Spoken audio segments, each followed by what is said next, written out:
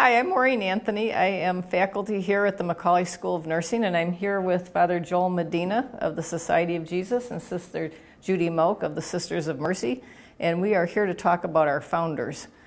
So Ignatius of Loyola and Catherine Macaulay lived in different centuries. They spoke different languages, and yet the language of their heart is very similar, and it really informed their practice and their lives.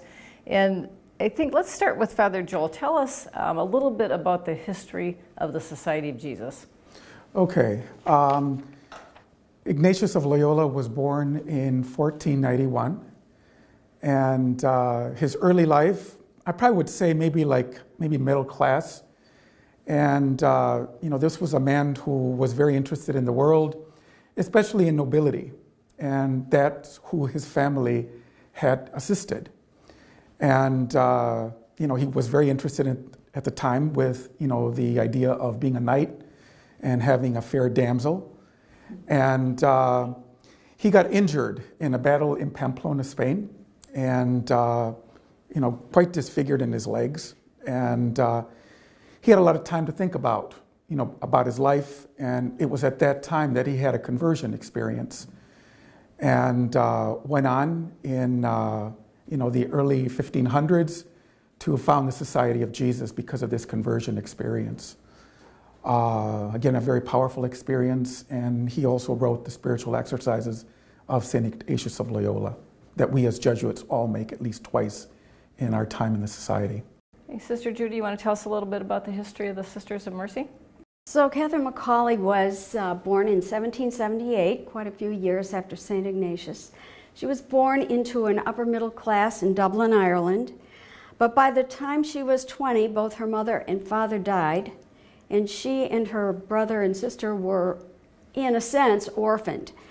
Catherine always had a love for the poor that was fostered by her father, and after she was adopted as an adult by a Quaker family who were very well off, Catherine cared for Mrs. Callahan, and then after she died, Catherine took care of Mr. Callahan. Mr. Callahan was so impressed with her love for those who had less that when he died, he left his entire inheritance, which today would amount to about $6 million, to Catherine.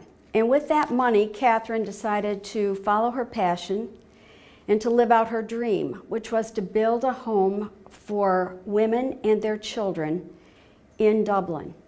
And that's what she did. So in 1827, the House of Mercy was founded. Within a very few years, a lot of young women joined Catherine. Now, at this time, Catherine was almost 50 years old. She regularly consulted with the religious hierarchy, the bishops and the priests of Dublin, who encouraged her to form a religious community of women. She wasn't exactly into that, but decided that for the sake of the mission, she would. So in 1831, we say the Sisters of Mercy were founded in Dublin, Ireland. And we continue today. We have missions throughout the entire world. Father Joel, can you tell us what place the Society of Jesus holds in terms of education and healthcare? When St. Ignatius founded the order in 1540, I've done some reading, and there really wasn't an interest in doing any kind of ministry for education, but he was approached to do so by the people and the authorities of the time because there was a great need. And I would say the beginnings of interest in education were in 1547, that even at the time of his death in 1556, there were about 25 or 30 high schools as well as several two-year colleges that we were involved with. Currently, there are 28 Jesuit universities here in the U.S. This is among them. In terms of healthcare, I was just doing a little bit of reading, last night. Ignatius did do some ministry at the beginnings of the founding of his order in a small, almost like a storefront hospital, if you want to call it that, in Aspetia, not too far from Loyola, where he was born and raised. But I would say probably at the beginning, a lot of the healthcare was, done by other institutions or other orders at the time. For example, I worked at Loyola University Health System in Maywood outside of Chicago, which was part of Loyola University, but now is part of Trinity Health. I think even Georgetown had a hospital, but I think that's been spun off with another healthcare organization. But I know that, several of our universities have nursing schools here in the U.S. Sister Judy, how about the Sisters of Mercy? What place do they hold in education and healthcare? The Sisters of Mercy take a fourth vow, which is to care for the poor, the sick, and the uneducated. So we have quite a history in both healthcare and in education and higher education.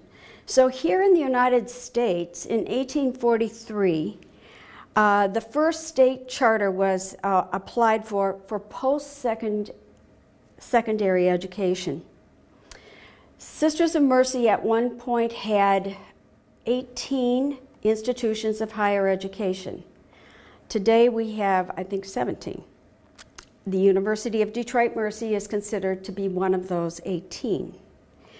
Until 1960, those institutions of higher education educated mostly women. But when times changed, they became co-ed. Mercy College of Detroit started in 1941, and the emphasis was on professional practice for health, education, and social services, with a context of liberal arts and sciences. And the purpose, as with previous institutions, was to prepare those seeking higher education for professional practice and leadership roles. The Sisters of Mercy have had quite a history here in the United States in healthcare. We have had numerous hospitals throughout the United States, and in recent years, I would say beginning in around 1990, as the healthcare situation became more complex, the hospitals began to merge, either into a Mercy Health system, and then most recently with other communities into larger systems. So now the Sisters of Mercy sponsor, along with the Holy Cross Sisters, Trinity Health, and we have several hospitals here in the Metro Detroit area where our students go for their clinical practice: St. Mary of Livonia, St. Joseph Mercy Oakland, and St. Joseph Mercy Ann Arbor. Father Joel, tell us how you arrived here at the University of Detroit Mercy as both a Jesuit and a nurse. Tell us a little bit about your personal history. That's quite a story, Maureen.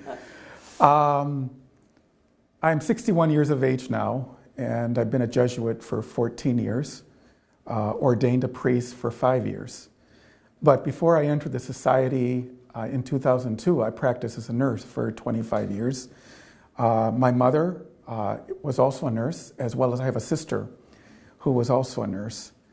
I probably would say that my interest in healthcare probably extends to junior high.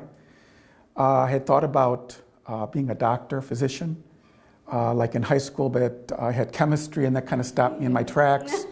Perhaps lack of the basics, but little did I realize that even in preliminary work for going to nursing school, I would need it.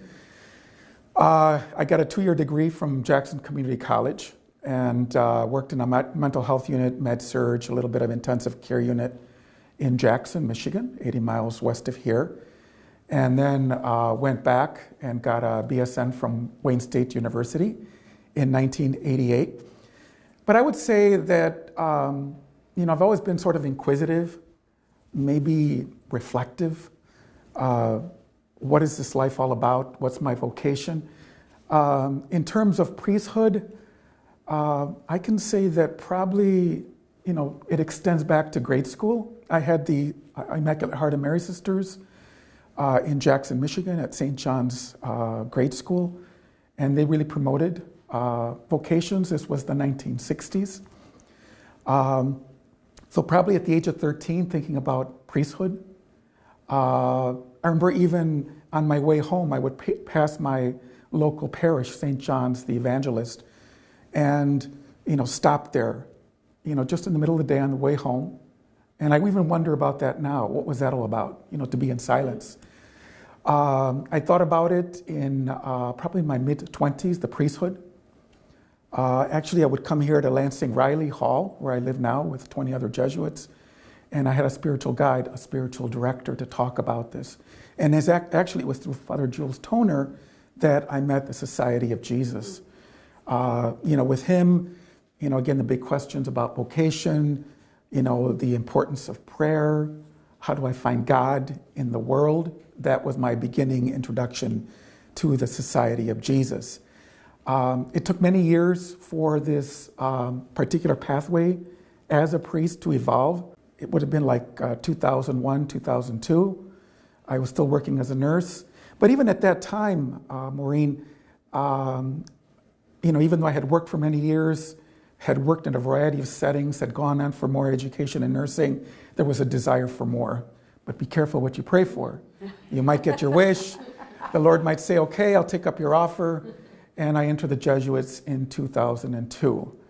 And it took approximately 9 years, 5 years ago now, in 2011, that I was ordained a priest. But normally it takes 11 years from the time you enter to the time that you're ordained. So I was ordained at 56.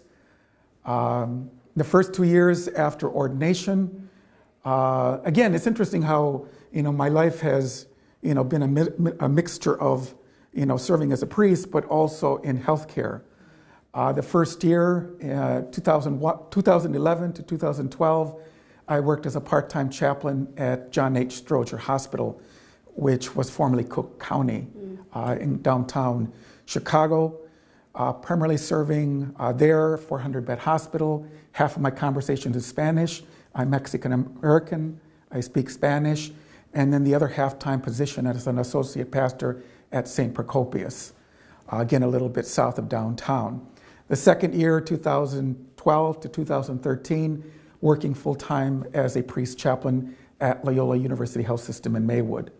And then I was missioned here. It'll be 3 years this summer, 2013, to serve in the nursing school. I'm now a clinical instructor in community health nursing with students at St. Aloysius Parish downtown, with serving the needs of the homeless and also the elderly in an area downtown that's undergoing gentrification. And then I also serve as a priest in the parishes here in the Archdiocese of Detroit in English and Spanish ministry. So that's kind of a condensed version of my journey. Very interesting journey. Yes, it is. Yes, very. Sister Judy, how did you arrive here? Well, unlike Father Joel, there were no healthcare providers in my family. But I have to say that the very first experience I had with healthcare was when I cared for my grandmother. I was a senior in high school, and she was very, very ill. Back then, nobody knew exactly what caused anything. And I happened to be with her when she died. Not something that I would have chosen to do, but I think that probably helped to shape me into or increase my desire to serve others. I realized that dying didn't have to be a terrible experience. So after high school, I entered the Sisters of Mercy in Cincinnati, Ohio. Back when I graduated in 1965, young women had 3 choices in life: teach, be a nurse, or get married. And most of those women in my high school went on to be teachers or nurses. I wanted to be a Sister of Mercy because, unlike the Sisters of Notre Dame, who I was educated by in high school, the Sisters of Mercy were into health care. The Sisters of Notre Dame were not. So when I entered in Cincinnati, I went to the University of Cincinnati for my first degree in nursing and had a really good experience.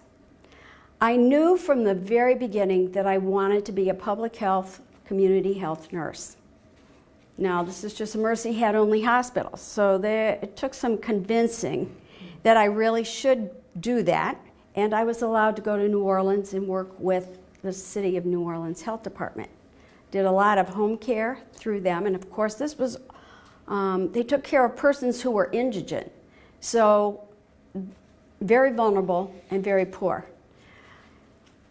After that stint, I decided that I really needed to advance my education, so I came up to Wayne, and I got a master's in nursing with a concentration in community public health.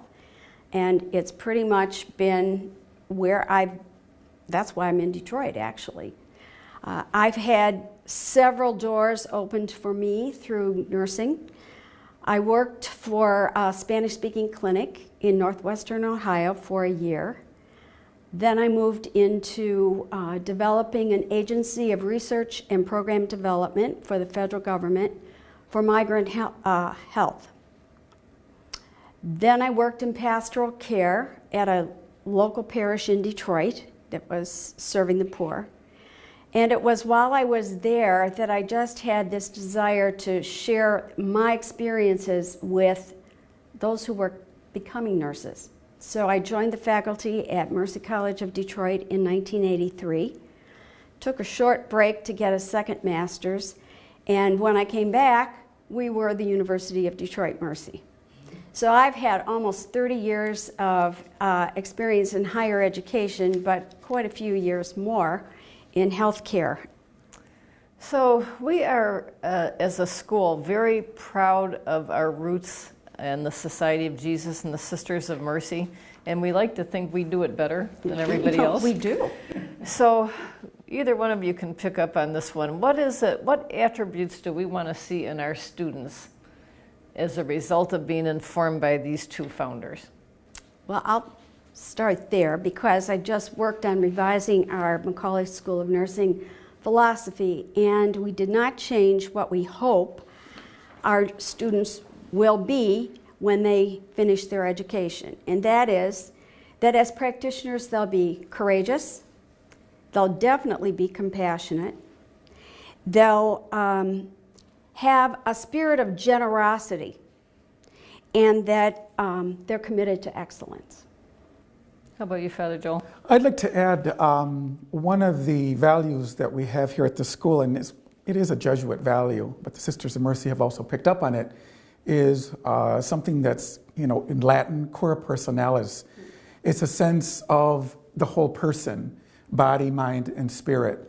In fact, at Loyola University Health System in Maywood, on the facade are the words, "We treat the human spirit."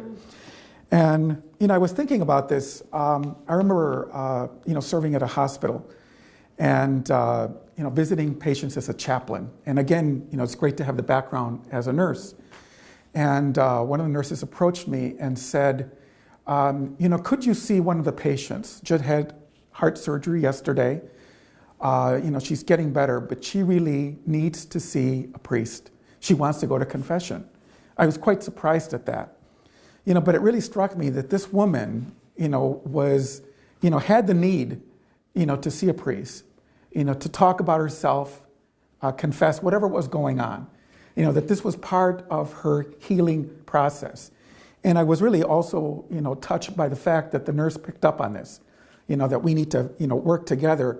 And that's something that I impart with our nursing students here at the university, to really work, with the pastoral care department, spiritual care department, with the patient, with the family, what's going to help you heal, here in the hospital. It's not just physical or mental, it also encompasses spiritual. I'd like to talk a little bit about that characteristic of courage. There's a biography of Catherine Macaulay entitled Tender Courage.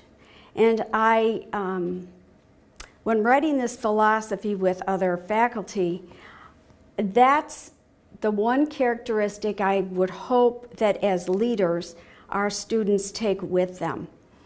Courage often we associate with battle, war, taking a hard stand, but it's the tenderness, the ability to be firm in your convictions and to be persistent is how I would define tender courage.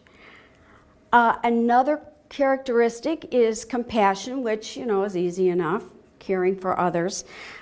But I hope that we instill in our students the idea that they need to be willing to walk with those that they are caring for, to really enter into the situation in which their client or the population they're dealing with works with. And that means you have to have good listening skills. You have to be willing to go out of yourself, ask deep questions, and take the client, the patient, wherever they're at, and continue the journey. Not always easy. I have struggled with that myself. I've had to take care of quite a few people, especially in the parish I worked in, who they were not my best friends. But you just take them where they're at, and as you develop a relationship with them, oftentimes you understand where your differences are, and you become able to appreciate them in a different way and appreciate yourself in a different way. I would also concur with Sister Judy. Another value that we have is, accompanying people. I remember, even as a nurse, before I became a Jesuit, wondering about this whole idea of, pain and suffering. I know that, being a Jesuit, the whole, Ignatian spirituality, the spirituality, that encompasses us in terms of life. What is this all about? Where are we going? Meeting people where they are at. It just might be, sitting with them in silence, with the patient and the family, wherever they want to go, whatever stories they want to, bring up. I remember just this past weekend visiting with family, going with friends. The wife, Sandra, had a friend, part of a spiritual group that she's part of, had lost a sister in Mexico, and this woman that we went to visit in Southwest Detroit could not go. And what I found there was just, kind of resuming the role as a chaplain, just being present, listening to what this woman had to say, meeting her where she's at, whatever she wanted to do. And then at the end, all of us offering perhaps, a prayer, words of condolences. I said, what is the name of your loved one? I will celebrate a Mass. And that seemed to be very significant for her. So again, a sense of hope, for the people that we minister to. I would definitely agree with that. In my work in the parish, I was considered not just the pastoral associate, but also faith community nurse. So I would often visit persons who were homebound. And while I was there to pray with them, because I was a nurse, I often heard stories about not just their physical complaints, but their emotional situation. And I'll never forget, one woman I worked with regularly was estranged from her two daughters, and she ended up dying alone. And it was a neighbor who discovered her. I felt badly about that, but I had never been able to help her encounter her daughters in a way that was helpful to her. Another woman that I visited regularly was a woman who had migrated to Detroit from eastern Pennsylvania. She had cared for her husband and her father. She was in the late stages of metastatic breast cancer, and she would accept no help. Now, as a nurse, you come with tools to help people deal with everything. And she absolutely would not. She went to the doctor, but that was it. She had her breast surgery, that was it. She went once after the surgery. back to the doctor to be, looked at. And as far as she was concerned, she was good. Well, as the cancer really metastasized, she needed to be in home care or hospice. She absolutely refused. But one day she fell, and we took her to the hospital, where she was admitted. She never opened her eyes until a woman that she had worked with, which probably was a week after she had been at the hospital, a woman that she had worked with that we had contacted came to visit her. And after that visit, she closed her eyes again, and within a short time she passed away. But it's those kinds of experiences that you have to be ready to deal with, and you don't always know how to deal with them. So reflection, prayer serve as tools that aren't nursing tools exactly. We didn't need a blood pressure cuff, we didn't need IVs, we just needed to be present, to pray with her, for her, and I'm sure she transitioned to glory just fine. I want to say one more thing about the Jesuit characteristic that I think all of us embrace, and that is finding God in all things. Now, we're very aware of the fact that not everyone calls God by the same name. So I prefer to say finding the holy in every person I encounter, in every situation I'm thrown into. And for me, the holy is, where is the beauty? Where is the truth? Where is the goodness in that person or in that situation? And I think through the reflective practice that we require of every nursing student in almost every single course, helps to foster that notion of finding the holy, the goodness, the beauty, the truth in the situation in which they've been in or the persons that they've dealt with.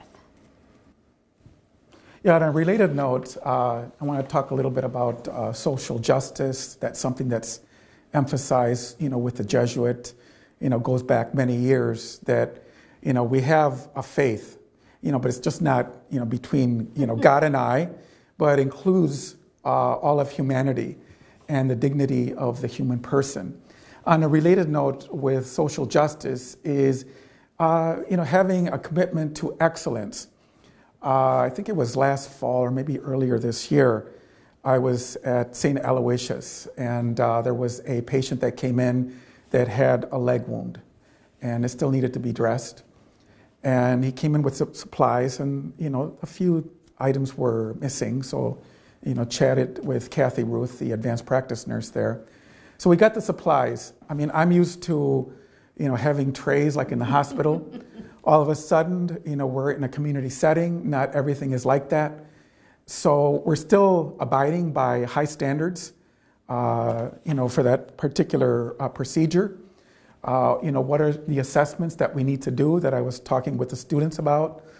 But also, treating that patient with dignity. This is a brother and sister, through our Lord. I was also remembering an experience when I was a Jesuit novice, 13 years ago in Camden, New Jersey. I worked at a St. Luke's, medical clinic, an impoverished area, Camden. And it was tough to be there. We had a homeless man come in. He had been, he was a recovering alcoholic, had lost his family. He came in with his medications like in a bottle, all mixed up, and I thought, oh my, okay. He had a wound, I had to dress that. He had poor hygiene, and I must say it was difficult to, care for him. But again, through, again, a sense of community with the physician who was a former Jesuit volunteer. She was an osteopath. She had a great affinity for the poor. I'll never forget her telling me, Joel, you're taking care of Jesus Christ. And I thought, really, Leslie? But it was like, slowly, this gentleman began to grow on me. And, this gentleman, in time, moved across the street. But I think it was because of the affection that we as a staff were showing this human being. And then he was hanging out on the porch, of the clinic. So that really struck with me. So I think being a Jesuit, having all these opportunities to serve people, whether affluent areas or, going to Peru, serving in Camden, serving here in Detroit, kind of opening to new horizons that, that these are brothers and sisters in the Lord. I also remember, it must have been about 10 years ago, visiting Homeboys, founded by a Jesuit, Gregory Boyle, in Los Angeles, the Hispanic area. And there were maybe about 30, 35 Jesuits that went to visit a site, maybe a room, maybe about this size, and it was packed with people. And again, we have these gang members, primarily Hispanic, with their tattoos, and again, a different culture than what I grew up with. And, it kind of hit me out of the blue. This person was maybe over there, and he looked like my cousin, and I thought, oh my God, this is a human being. This could be a family member. So it was almost like, again, like, Sister Judy mentioned, finding God in the midst of this new environment. So to me, that was an eye-opener. So I think for me, being a Jesuit has really expanded my horizons from, working at the University of Michigan for many years, that it's a big world out there, that I have been blessed with much, but I also have a responsibility to serve, my brothers and sisters in the Lord, both as a priest and as a nurse. So if I could just expand a little bit on Father Joel's comments on social justice. Yes, we do want our students, and we provide them with quite a few opportunities to work with those who are vulnerable, poor, marginalized by society. I think with the help of our philosophy department, our religious studies department, we try to expand our students' ability to really analyze the root cause of injustice. Why are people homeless? Why is there such inequity between the rich and the poor? Do we as nurses have a responsibility to look a little bit further past the actual individual we're caring for, to look at what systems in our society keep people marginalized? And I think we try to do that to some degree in many of our nursing courses, and I know in the last nursing course, we're making a concerted effort to address the social injustice and inequity. Well, very interesting, very informative. Anything else you two want to add? Father Joel, did you have a quote from St. Ignatius? Yes, I do, Sister Judy. We had talked about it, but we're not sure. This is at the end of the exercises that we as Jesuits make. It's a 30-day silent retreat. Love ought to show itself in deeds more than words. And it's interesting because I just completed my own retreat, about 2 weeks ago, and some semblance of that, phrase came to mind from a book that I read many moons ago. And actually, now that I read it, I probably read it 5 or 6 times, that again, and I've said this already, I have been given much, we have been blessed with much, especially here in the United States, that I think we have an obligation, to serve, to educate, to be advocates, for people who don't have a voice, especially the poor in our society. Yeah. So those are my parting words. That's great. And we are going to definitely end with a quote from We are definitely Catherine going to McCauley. end with a quote from Catherine McCauley. And one of my favorites is, "We should be like shining lamps, giving light to all." So when I think of that idea of light, I think about the knowledge we share with the patients, the populations we work with, the sense of hope, the sense of hospitality, welcoming others, to share with us what it is that they most desire in their lives. So that is one of my most favorite quotes, and we try to use that when we can for transition ceremonies and graduation, etc. Well, very appropriate end. Thank you very much. Thank you. Thanks, Maureen, for being our Good to be here. I learned a lot. Director.